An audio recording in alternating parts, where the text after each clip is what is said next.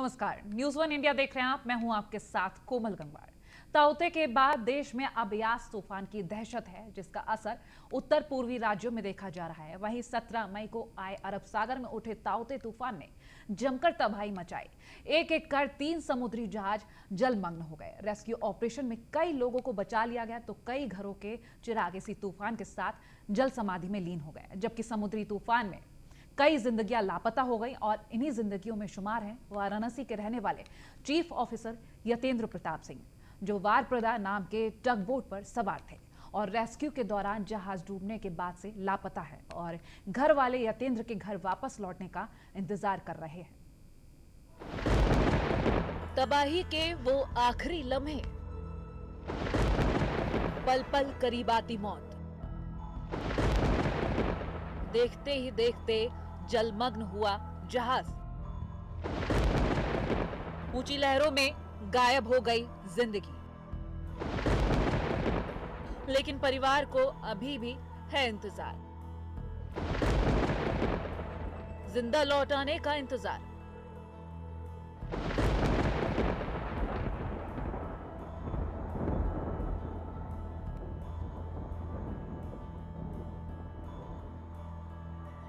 यास तूफान का असर भोले की नगरी काशी में भी देखा जा रहा है।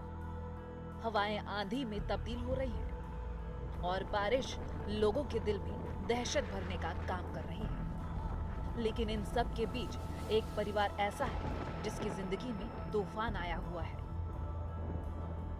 आंखों से आंसुओं का सैलाब बह रहा है और बात जो ही जा रही है किसी अपने की, जो अभी चंद दिनों पहले समुद्र में तबाही मचा चुके ताउते के तांडव में कहीं खो सा गया है। लेकिन काशी की धरती पर ताउते का शोर अभी नहीं थमा है। सेकंड साहब, सेकंड साहब,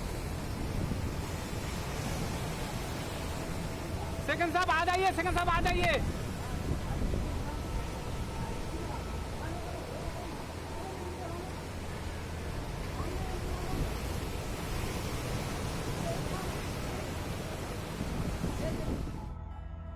ताउते तूफान समुद्र में तैरते जहाजों के साथ कई जिंदगियों पर कहर बनकर बरपा। लेकिन जब तक जमीन से समुद्र तक मदद पहुंची, तब तक कई जिंदगियां काल के गाल में समा गई।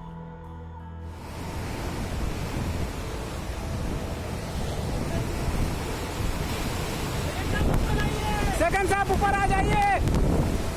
जहाज पूरा बैठ गया, पूरा बैठ गया। टेंशन नहीं, टेंशन नहीं। हम लोगों को बचा दिया जहाज ही, हम लोगों को बचा दिया। कई घरों में चीत्कार मची, चीख पुकार मची।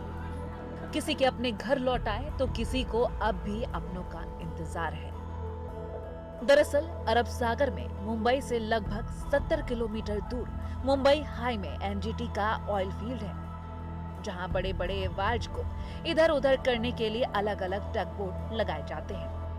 ये टग बोट समय समय पर बार्ज को सपोर्ट भी करते हैं। वरप्रदा टग बोट भी इनमें से एक था, जो चक्रवाती तूफान ताउते के दौरान 17 मई को समुद्र में डूब गया। इस टग बोट पर चंदौली के रहने वाले यतेंद्र विक्रम सिंह चीफ ऑफिसर के तौर पर तैनात थे। घटना के बाद से चीफ ऑफिसर यतेंद्र और उनके साथी लापता है। यतेंद्र मूल रूप से बनारस के रहने वाले थे, जो 15 सालों से अरब सागर में पानी के जहाज पर नौकरी कर रहे थे। सर, जो जिस बोट पे काम करते थे वरपदा टग बोट थी और कंपनी का नाम ग्लोरी शिपिंग मैनेजमेंट था। तो पहले फर्स्ट 2 डेज तो वो मानने के लिए तैयार ही नहीं थे कि उनकी शिप सैंक हुई है, और उनके ओनर भी अपना मोबाइल स्विच ऑफ करके बैठे हुए थे। फिर 2 दिन के बाद उन्होंने किसी को डिप्यूट किया, अपने कंपनी के बाकी लोगों को, कि आप इनसे बात कर सकते हैं। हम लोगों ने कोशिश की तो फिर वो ये मानना चालू किए कि हाँ शिप सैंक हुई है और 2 लोगों को रेस्क्यू हुआ है और 11 लोग अभी मिसिंग हैं।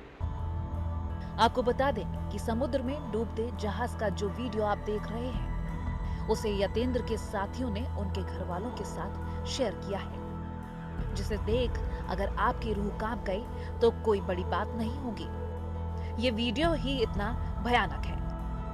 बता दें कि चीफ ऑफिसर यतेंद्र की आखिरी बार 17 मई को अपनी पत्नी से बात हुई थी।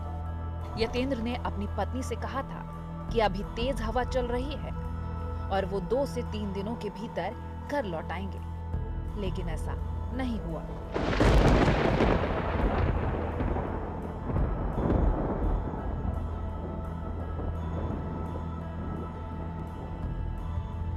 मैं 17th को उनकी वाइफ के पास उनका फ़ोन आया था, तो उन्होंने बताया कि थोड़ा सा हवा का बहाव बहुत तेज़ है और नेटवर्क का भी प्रॉब्लम है। तो अभी हम बहुत ज़्यादा नहीं बात कर पाएंगे, but I will be back with in 2-3 days हम वापस आएंगे फिर। तो ये लास्ट बात उनकी हुई है, उसके बाद से कोई अपडेट फिर मिला नहीं। जब से यतेंद्र के लापता होने की खबर आई है, तब से परिजनों का रो रो कर बुरा हाल है। भाई ने जाबाज यतेंद्र के घर वापस लौटने की उम्मीद छोड़ दी है, लेकिन यतेंद्र की पत्नी और मां को अब भी भरोसा है कि उनका यतेंद्र जल्द लौट आएगा। लेकिन धीरे धीरे 8-9 दिन बीत गए, फिर उम्मीद नहीं, फिर धीरे धीरे लोगों ने उम्मीद छोड़ दिया। हालांकि हम लोग तो नाउम्मीद ही हो चुके हैं, लेकिन अभी हमारी मदर और उनकी वाइफ, उन लोगों को पता नहीं क्यों विश्वास है कि वो आएंगे आएंगे। आंसुओं का सैलाब बहाती इन आंखों में अब भी यतेंद्र के लौटने की आस बाकी है। नन्ही बच्चियों को लगता है कि उनके पापा जल्द लौट आएंगे, क्योंकि यतेंद्र को ढूंढने के लिए उनके बड़े भाई मुंबई गए हैं।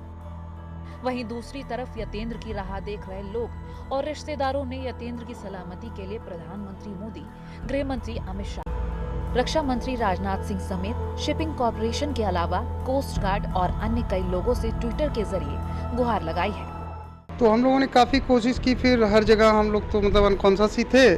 जो रिलेटिव थे उन्होंने सबको ट्वीट किया, मैसेज किया, मेल किया, जो भी कर सकते थे। पीएम, सीएम, अपने डिफेंस मिनिस्टर से लेके उनकी कंपनी के ओनर, डीजी शिपिंग मैनेजमेंट जो ये सब कंट्रोल करती है, जहाँ तक हम लोग जिसको जिसको जानते थे लगभग सबको ट्वीट कर दिया ऐसा, बट वहाँ से कोई ऐसा सच रिस्पॉन्स है नहीं कि। वहीं तूफान थमने के बाद अरब सागर से कई लाशें बरामद की जा चुकी हैं, लेकिन पानी में सड़ चुके शवों को पहचान पाना अब संभव नहीं है। इसलिए अब डीएनए टेस्ट का सहारा लिया जा रहा है ताकि शवों की पहचान की जा सके। बहरहाल यतेंद्र के परिजनों को तूफान के तांडव मचाने के 10 दिन बाद भी यही उम्मीद है कि मां का बेटा, पत्नी का सुहाग और बच्चों के सर का साया लौट आएगा। बनारस से न्यूज़ 1 इंडिया के लिए सुजीत पटेल की रिपोर्ट। और यतेंद्र प्रताप सिंह के भाई शैलेंद्र सिंह हमारे साथ खुद लाइव जुड़ गए हैं, उनसे बातचीत करते हैं और जानते हैं इस वक्त कैसे वो खुद को कंट्रोल कर रहे हैं और कैसे घर वालों को समझा रहे हैं। शैलेंद्र जी, आपसे सबसे पहले तो इस बुरे वक्त में हमारी संवेदनाएं आपके साथ हैं और आपसे जानने की कोशिश करेंगे कि फिलहाल किस तरीके से मैनेज कर रहे हैं और सरकार से जो आपने आग्रह किया है उसको कहां तक पहुंचाया गया है। जो भी जहाँ तक हम लोग ट्विटर के माध्यम से या मेल के माध्यम से जो कांटेक्ट कर सकते हैं उतना हमने किया है। इसके अलावा हमारे बड़े भाई भी मुंबई पहुंच चुके हैं, उन्होंने अपने डीएनए टेस्ट के लिए जो सैंपल देना था वो दे दिया है और कुछ बॉडी जो है वो रेस्क्यू हुई है, मतलब डेड हालत में ही मिली हुई है, वो वलसाड़ में जो गुजरात में पड़ता है जी। तो डीएनए देने के बाद वो वहां भी गए और 5-6 लोगों की बॉडी को आइडेंटिफाई करने की कोशिश की, बट बॉडी इतना डिकम्पोज हो गई है कि ऐसे मतलब पहचानना बड़ा मुश्किल है विदाउट एनी टेक्निक। तो शैलेंद्र जी, जो डीएनए की बात कही गई है कि डीएनए रिपोर्ट के बाद ही पता चल पाएगा, उसके बारे में क्या जानकारी मिल पा रही है? मैम, उन्होंने सैंपल मुंबई में तो दे दिया है, मुंबई के लोग ने श्योर किया है कि यहाँ पे अराउंड 30 बॉडीज है। तो हम 2 to 3 डेज में आपको ये बता सकते हैं कि यहाँ पे आपके भाई साहब हैं या नहीं इसमें, इन 30 में। और जो 6 बॉडीज मिली हैं गुजरात में जहाँ पे वो गए हुए हैं आइडेंटिफिकेशन के लिए जी, तो वहाँ उन्होंने कहा कि हम अपना सैंपल दे देते हैं, लेकिन वो गुजरात गवर्नमेंट एकदम तैयार ही नहीं है कोऑपरेट करने के लिए, या वहाँ की पुलिस कहे या गवर्नमेंट कहे, जो भी कह लीजिए। वो कह रहे हैं कि अगर आप सैंपल भी देते हैं तो विद इन 2-3 डेज हम बॉडी को डिस्ट्रॉय कर देंगे और रिपोर्ट आपको मिनिमम 25 to 1 मंथ में मिलेगी। तो इस तरीके से जब रिपोर्ट इतने टाइम बाद मिलेगी और फिर आपने जो गुहार भी लगाई है वो भी सभी को पता है, फिलहाल आपकी तरफ से बयान भी आ चुके हैं कि आप उम्मीद छोड़ चुके हैं, लेकिन परिवार के सदस्य अभी भी उम्मीद लगाए बैठे हैं। उनका दुख, उनका दर्द शायद ही कोई समझ पाए। जो बच्चे हैं उनका, जो उनकी उम्मीद है शायद ही कोई समझ पाए, क्योंकि उन्हें लगता है उनके पिता वापस आएंगे, एक पत्नी को लगता है उनका पति वापस आएगा, एक माँ को लगता है उनका बेटा वापस आएगा। अभी तक उम्मीद जगी हुई है उनमें। नहीं मैम, देखिए धीरे धीरे उम्मीद तो खत्म ही हो गई है। हालांकि उनकी वाइफ मानने के लिए अभी तैयार नहीं है, हमारी मदर नहीं मानने के लिए तैयार है। हम लोग तो उम्मीद छोड़ ही चुके हैं। बट ये है कि अपने अंदर कहीं ना कहीं है कि अगर वो बॉडी उनकी रिकवर मतलब मिल जाती है तो कम से कम जो लास्ट रिचुअल्स होते हैं हमारे, जो धार्मिक मान्यता है उसके हिसाब से कुछ हम लोग कर लेंगे उनकी शांति के लिए या कुछ भी। बट वो बहुत मुश्किल लग रहा है, कोई तैयार नहीं है कि जरा भी कोऑपरेट करे, कुछ भी ऐसा कुछ कोई सपोर्ट मिल नहीं रहा है हम लोग। कोई शैलेंद्र जी, सबसे पहले जिम्मेदारी शिपिंग कॉर्पोरेशन की बनती है, जिनको आपने ट्वीट के जरिए मदद भी मांगी है, उनकी तरफ से कोई प्रतिक्रिया है? मैम अभी तक एक सिंगल भी लाइन उन्होंने लिख के रिटन में या कुछ भी नहीं दिया। जो भी बातें हुई है वर्बल हुई हैं। हमने जो मेल किया है उसका कोई जवाब नहीं उनकी तरफ से। वर्बली उन्होंने केवल जो भी बोला है कि हम ट्राई कर रहे हैं, अभी रेस्क्यू चल रहा है। उनकी तरफ से तो शायद ये भी बोल दिया गया है कि हमारी सारी बॉडीज मिल गई हैं। तो हम लोगों ने पूछा भाई जब मिल गई है तो आप हमको दे दीजिए हमारी बॉडी जो मिली हुई है। इसका जवाब कोई नहीं है उनके पास कि अभी वो डीएनए वेटिंग में है। शैलेंद्र जी, अब तक आप गृह मंत्री, पीएम और शिपिंग कॉर्पोरेशन से मदद की गुहार लगा चुके हैं। फिलहाल शिपिंग कॉर्पोरेशन के बारे में आपने बता दिया, क्या कहीं और से कोई आपको आश्वासन दिया गया, कोई रिटन में बात कही गई? मैम कोई रिटन कम्युनिकेशन किसी भी तरह का नहीं है। जो भी आश्वासन है जो हमारे बड़े भाई साहब गए हैं उनसे टेलीफोनिक कांटेक्ट जो हो रहे हैं, सिर्फ उसी के माध्यम से हम लोगों को पता चल रहा है कि आगे क्या हो रहा है। ये जो और कोई जी शैलेंद्र जी, ये जो वीडियो सामने आया है उनके साथियों की तरफ से, एक साथी ने शायद आपके साथ शेयर किया, उनकी तरफ से क्या कुछ जानकारी आपको अंतिम बार मिल पाई है? जी 2 लोग एलाइव मैम रेस्क्यू हुए हैं, तो उनसे थोड़े बहुत कांटेक्ट हमारे हुए 2-3 बार। तो जो बॉडीज रिकवर हो रही हैं तो उसके आइडेंटिफिकेशन के लिए हम लोग व्हाट्सएप के माध्यम से भेज रहे हैं कि देखिए क्या उस टाइम उन्होंने यही कपड़े पहने थे। तो बस और वो बता रहे थे कि जो इक्विपमेंट थे उस टाइम, जो लाइफ सपोर्टिंग इक्विपमेंट थे वो इतने सफिशिएंट थे नहीं। तो ये एक तरह से मैम मास मर्डर ही है। अब इसको किसी को भी इसमें दोषी कर सकते, चाहे वो गवर्नमेंट हो हमारी, चाहे शिपिंग कॉर्पोरेशन के ओनर हो। लेकिन ये एक मास मर्डर है, ये हम लोग जानते हैं और हम चाहते हैं कि कम से कम किसी और के साथ ऐसा ना होगा।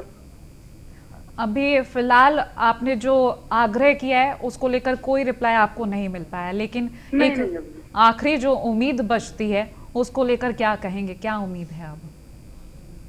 मैम हमें तो उम्मीद नहीं है, बट ये है कि उनकी वाइफ और अपनी मदर को समझाना थोड़ा मुश्किल है, लेकिन हमें कोई उम्मीद नहीं है। क्या कोई मुआवजे की बात कही गई? अभी तक हमारे नॉलेज में ऐसी कोई बात नहीं है। चलिए, बहुत शुक्रिया शैलेंद्र जी हमारे साथ जुड़ने के लिए। खबरों में आगे बढ़ेंगे तो लखनऊ से खबर, प्रदेश में कोरोना के बाद ब्लैक फंगस का कहर है। बता दें केजीएमयू में फंगस के 186 मरीज भर्ती किए गए हैं। पिछले 24 घंटे में ब्लैक फंगस के 16 मरीज केजीएमयू में भर्ती किए गए हैं। केजीएमयू में 19 ब्लैक फंगस के संक्रमित मरीजों की मौत हो चुकी है।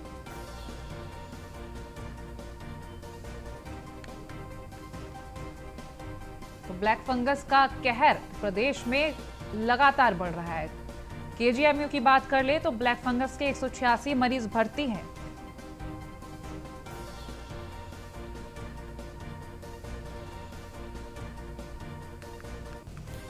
और खबर मैनपुरी से, ब्लैक फंगस के 3 नए मरीज मिले हैं। जिला प्रशासन ने तीनों मरीजों को अस्पताल में भर्ती कराया है।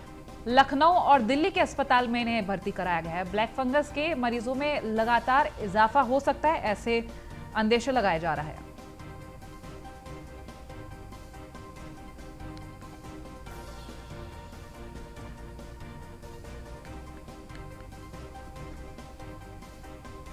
मैनपुरी में ब्लैक फंगस के अब तक 3 पुष्ट रोगी हैं, जिनमें से 2 रोगी KGMC में ही ठीक हो रहे हैं।